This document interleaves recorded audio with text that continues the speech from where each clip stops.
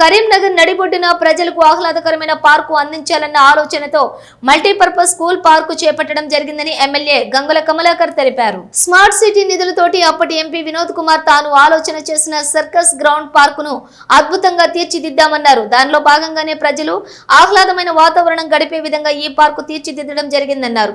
ప్రజలకు మంచి వాతావరణం అందించాలనే ఉద్దేశంతోనే మానేరు ప్రాజెక్టు కూడా చేపట్టామన్నారు. ఈ ప్రాజెక్టు అంతర్జాతీయ ప్రమాణాలతో కూడిన అనేక వివిధ అద్భుతమైన కార్యక్రమాలు చేపట్టాలనే ఆలోచన చేశామన్నారు. కానీ ఇప్పటి ప్రభుత్వం తాము చేపట్టిన ప్రాజెక్టులను పూర్తి చేసేందుకు నిధులు మంజూరు చేయటం లేదన్నారు. రానున్న రోజుల్లో ఈ ప్రాజెక్టులను పార్కులను మరింత అభివృద్ధి చేసేందుకు ప్రభుత్వంతో పోరాడి నిధులు మంజూరుకు కృషి చేస్తామని తెలిపారు.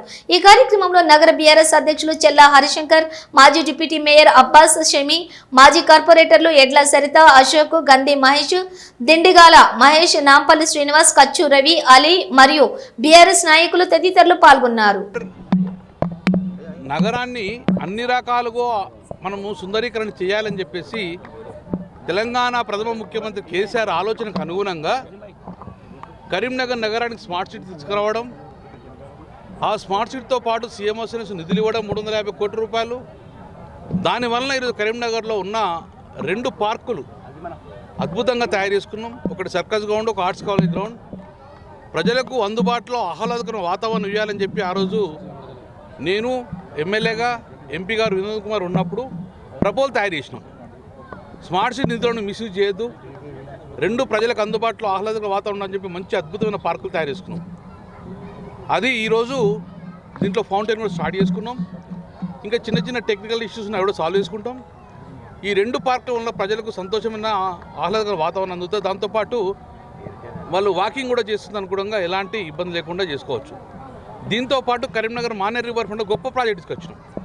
అందులో అద్భుతమైన మ్యూజికల్ ఫౌంటైన్స్ కానీ, బిగ్ హోల్ కానీ అద్భుతంగా అది తయారు చేసుకున్నాం.